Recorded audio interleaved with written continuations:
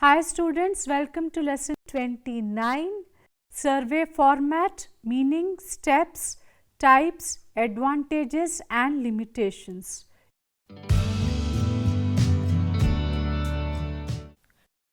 Introduction.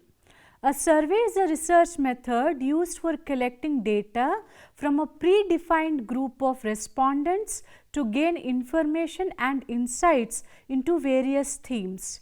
It has multiple purposes and can be conducted in many ways depending on the methodology chosen and research studies objectives.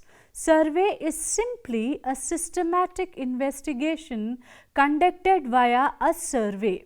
Surveys serve as a great method of opinion sampling and finding out what people think about different contexts and situations. Surveys can be used to get first-hand information from persons affected by specific contexts.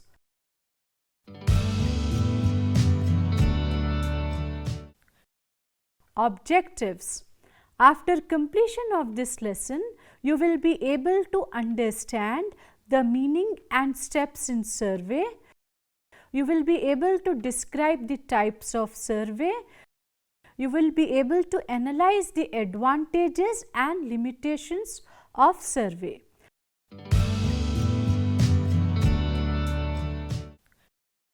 Let us begin by understanding the meaning of survey.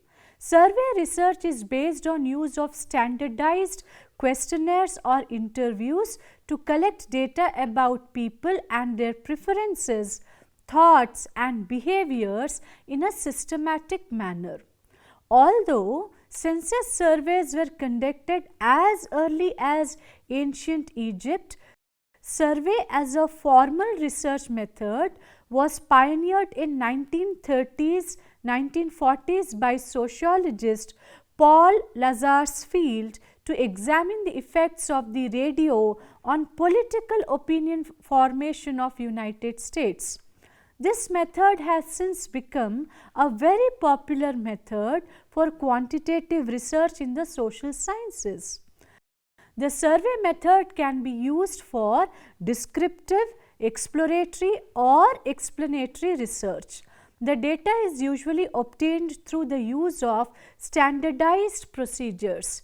Each respondent can answer the questions appropriately to avoid biased opinions that could influence the outcome of the research or study. The process involves asking people for information through a questionnaire which can be either online or offline. However, with the arrival of new technologies, digital media such as social networks, email, QR codes or URLs are also being used to do survey. The method of survey research is one of the techniques of applied social research which can be helpful in collection of data both through direct such as direct face-to-face interview and indirect observation.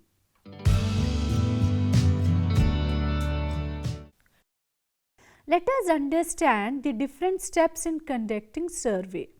The first step is determination of the aims and objectives of study. The researcher must at the outset analyze and assess the relevant areas or issues which need to be studied. Once the research area is selected by the researcher, the basic aims and objectives have to be clearly specified.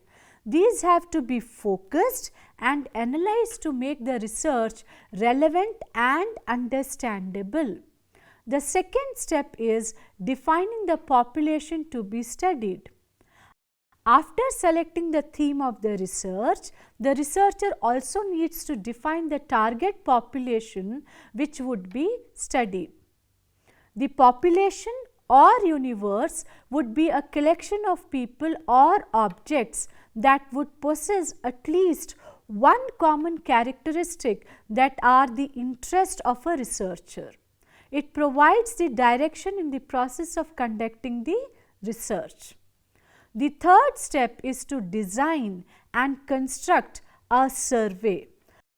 once the target population is defined by the researcher. Designing the survey research is important. On the basis of the framed design, the researcher decides to conduct a survey, selects the instruments for survey, for example, telephonic interview or questionnaire, with the help of which data will be collected. Relevant questions with focus on research objectives are the cornerstone for the success of any survey and subsequently any research study. The concerns like data collection methods, levels of measurement scales and different types of questions are important while designing and constructing survey. Data collection methods like questionnaire, interview schedule is usually used in survey. However, the methods have evolved over a period of time. Researchers have increasingly moved away from the paper surveys to using quick online questionnaires for survey. Nevertheless, the various data collection methods have its respective strengths and limitations. The survey response rates of each of these methods vary as multiple factors like time, interest, incentives, etc., which play a role in the data collection process. Some of the survey data collection methods are online surveys, telephone surveys, face-to-face surveys, paper or print surveys. Online surveys have now become the most widely used survey data collection method.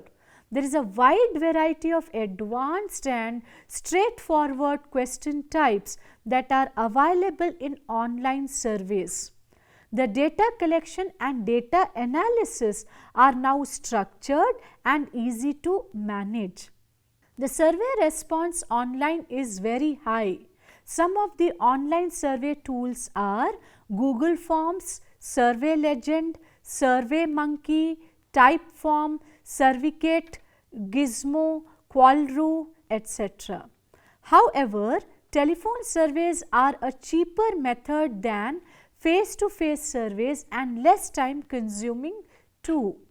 Contacting respondents via the telephonic medium requires less effort and human resources. Still, the survey response rate could be debatable as respondents are not very trusting to give out information on the telephone call.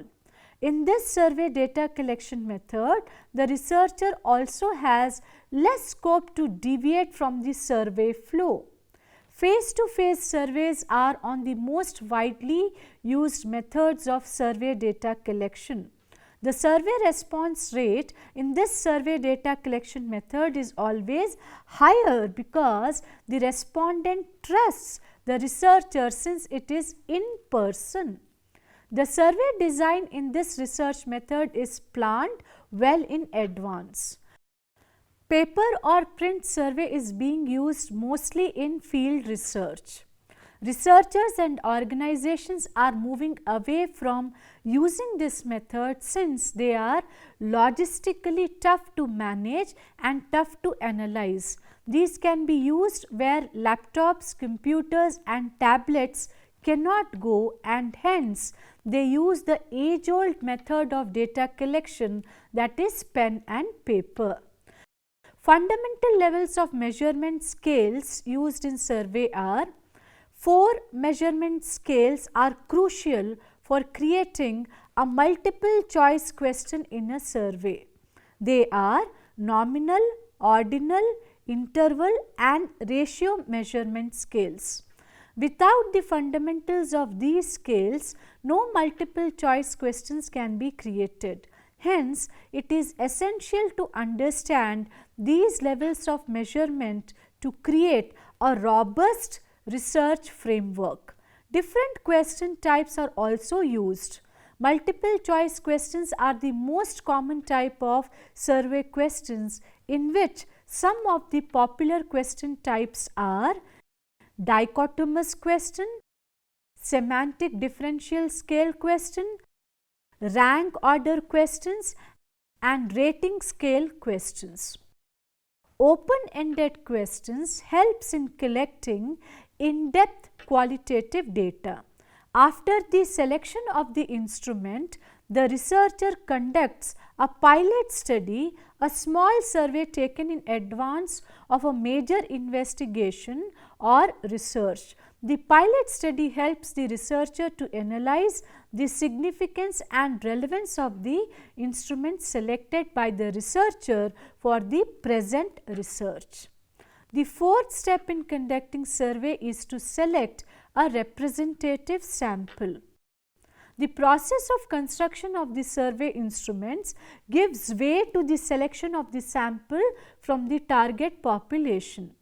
The researcher selects a sample which represents nearly maximum characteristics of the whole universe or population.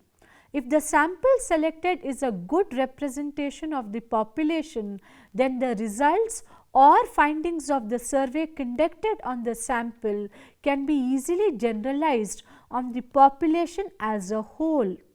The total number of individuals in a particular sample is called sample size. Selecting a sample size depends on the objective of the research study. It should consist of a series of survey respondents' data with required demographic characteristics. As you all know that there are two essential types of sampling methods, which we have also discussed in our lessons steps in research. They are probability sampling and non-probability sampling. Probability sampling is a sampling method where the respondent is selected based on the theory of probability. The major characteristic of this method is that each individual in the entire population has equal chance of being selected. Non-probability sampling is a sampling method where the researcher selects a sample of respondents purely based on their discretion or gut feeling. There is no predefined selection method. The fifth step in conducting survey is to administer the survey. After the selection of the sample, the researcher conducts the survey by administering the survey instrument or tool on the selected sample. This step helps in the collection of the required data or information from the sample. It is essential to plan the type of survey to ensure the optimum number of responses required for the study. It could be a mix of interviews and questions or a questionnaire. Interviews could be telephone interviews, face-to-face interviews, online interviews, and questionnaires can be personal intercept or web surveys. The sixth step is the administration of data leads to the collection of data. This is followed by the analysis and interpretation of the findings of the survey. Once the data has been collected, the researcher analyzes the data with the help of required statistical tools and then interprets the findings on the basis of the information which is revealed.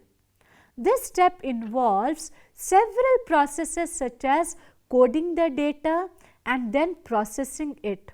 While manual surveys based on pen and paper or Excel sheets require the additional workforce to be analyzed by experienced data analysts, it becomes much simpler when using an online survey platform. Statistical analysis can be conducted on survey data to make sense of all the data that has been collected. There are multiple methods of survey data analysis, mostly for what is quantitative data. Most of the commonly used types are cross-tabulation. Cross-tabulation is one of the most straightforward statistical analysis tools that use a basic tabulation framework to make sense of data. The structuring of the raw data into a table helps draw parallels between different research parameters. Trend analysis. It provides the ability to look at survey data over a long period. This method of statistical analysis of survey data helps plot aggregated response data over time, which helps to conclude the change in respondent perception over time. Conjoint analysis. It is an advanced statistical research method that aims to understand the choices a person makes in selecting a product or service. This method offers in-depth insights into what is vital to a customer and what parameters sway their purchasing decisions. TURF analysis, or total unduplicated reach and frequency analysis, is a statistical research methodology that assesses the total market reach of a product or service or mix of both. This method is widely used by organizations to understand at what frequency is their messaging reaching the audience and if that needs tweaking. TURF analysis is widely used to formulate and measure the success of go-to-market strategies. Gap analysis uses a side-by-side matrix question type that helps regulate the difference between expected performance and actual performance. This statistical method for survey data helps understand what has to move production from practical to planned performance.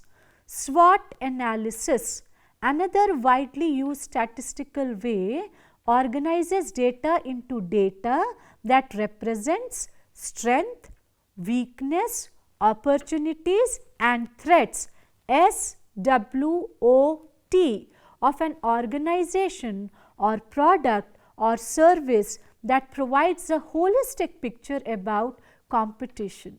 This method helps to create effective business strategies as well as in policy formulation. Text analysis is an advanced statistical method where different tools make sense of and quantify qualitative and open-ended data into easily understandable data. This method is applied to unstructured data. The interpretation of data is succeeded by the preparation of the survey report. On the basis of the analysis and interpretation of the results, the researcher prepares a report of overall research conducted. The report contains all the details of aims, objectives, data analysis, interpretation and discussion of the results. In this step, the researcher tries to evaluate how the findings meet the proposed aims and objectives of the research. The impacts of the survey results are also assessed. On the basis of the results, the researcher may also recommend certain policies on decision making.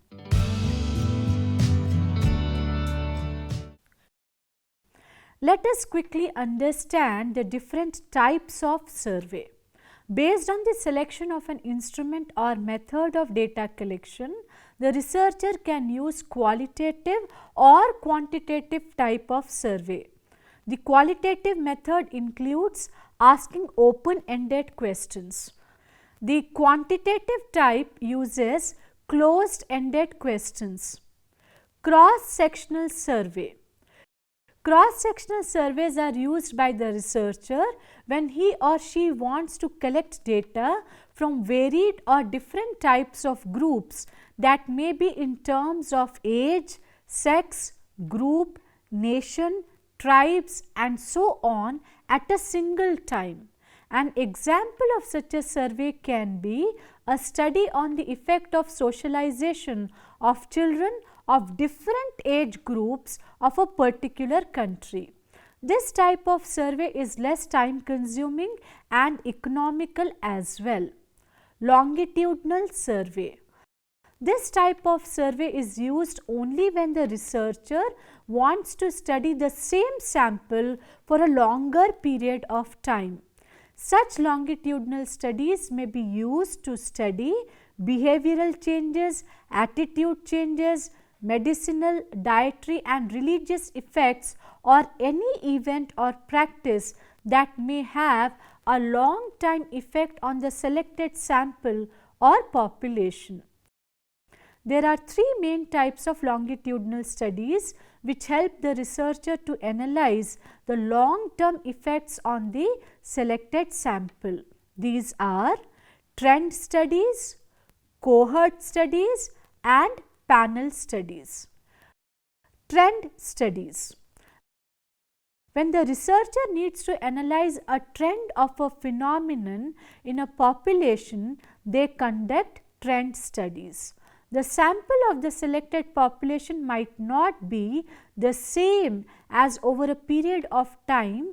They might have shifted or not available for various reasons, but they belong to the same population.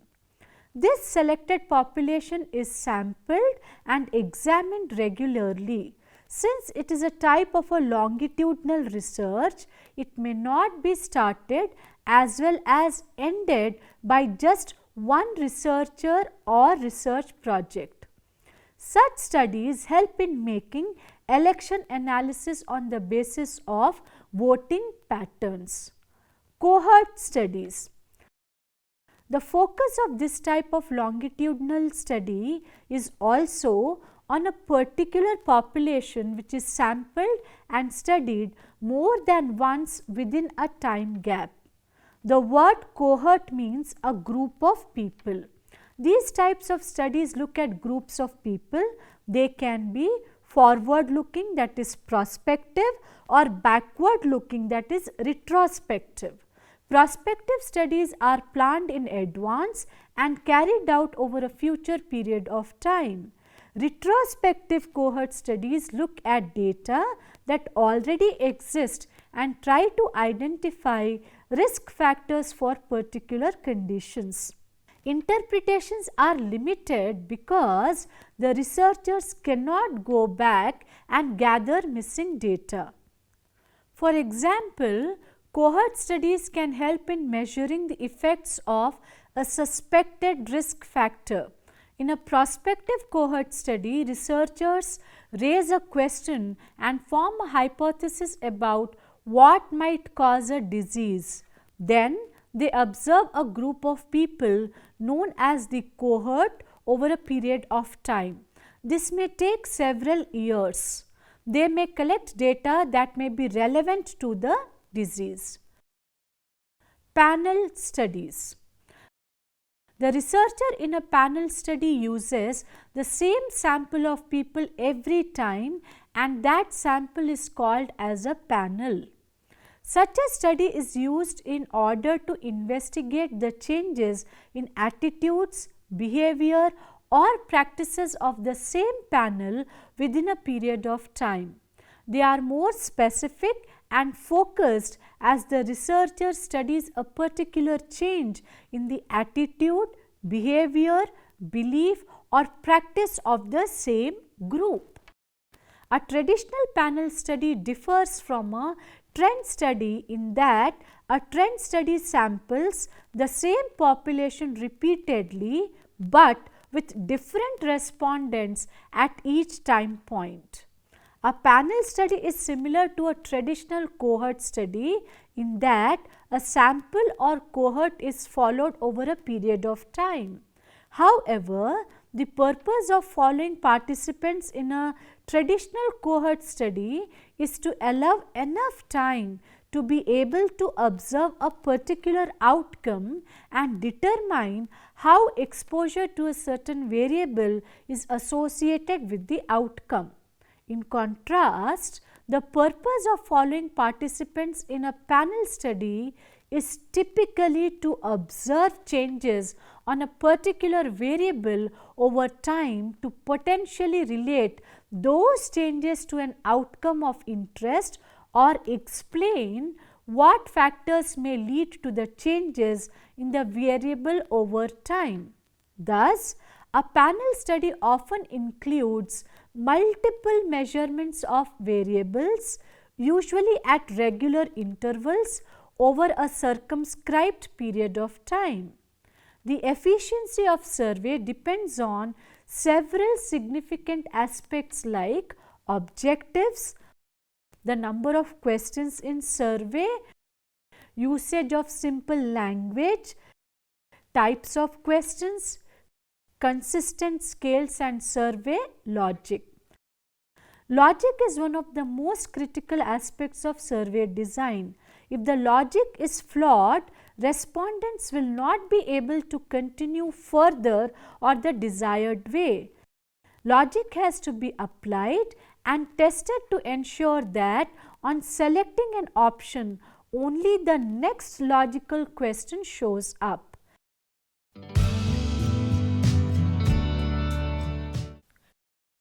Let us understand the strengths and limitations of survey.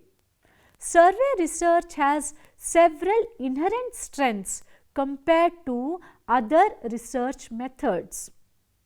Firstly, surveys are an excellent vehicle for measuring a wide variety of unobservable data such as people's preferences, for example, their political orientation, traits, for example, self-esteem, attitudes, for example, towards immigrants, beliefs, for example, about a new law, behaviors, for example, smoking or drinking behavior, or factual information like income.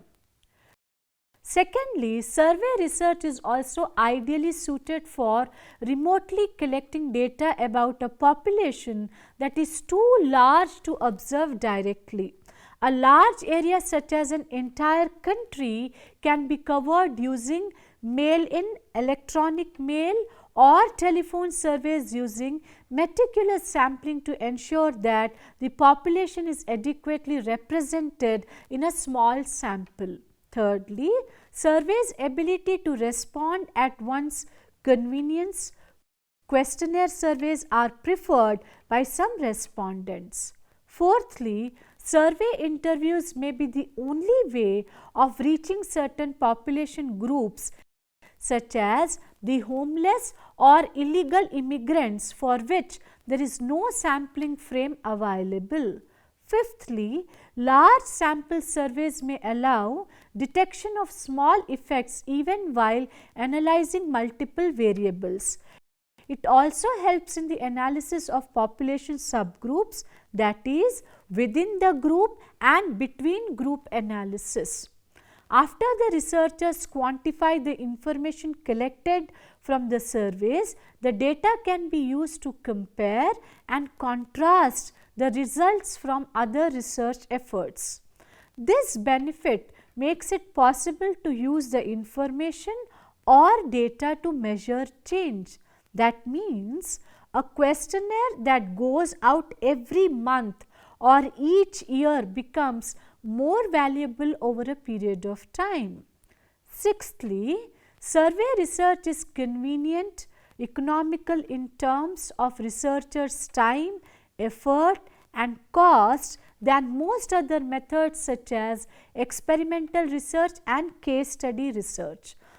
The researcher can organize and present the reasons of the study in an efficient manner. There are also limitations of survey. It is challenging to maintain the privacy of responses of each respondent under a group interview. It may also restrict full and honest answers from the respondents. High attrition rate of the respondents might hinder the longitudinal based studies. Some answers can be difficult to classify. Surveys produce a lot of data because of their nature. Individualized answers can create a lot of useful information, but they can also provide with data that cannot be quantified. If such individualized questions are there in a questionnaire, then it will take a very long time to analyze. Survey fatigue can be a real issue that some respondents face. Further, the systematic biases that may invalidate some of the inferences derived from such surveys. 5 such biases are the non-response bias, sampling bias, social desirability bias, recall bias, and common method bias. Survey research generally leads to low response rates resulting in non-response bias. Sampling the wrong population can lead to bias. Many respondents tend to avoid negative opinions or embarrassing comments about themselves, their employers, family or friends, leading to social desirability bias. Responses to survey questions often depend on subjects' motivation, memory and ability to respond. Particularly when dealing with events that happened in the distant past, respondents may not adequately remember their own motivations or behaviors, or perhaps their memory of such events may have evolved with time and no longer retrievable. This leads to recall bias.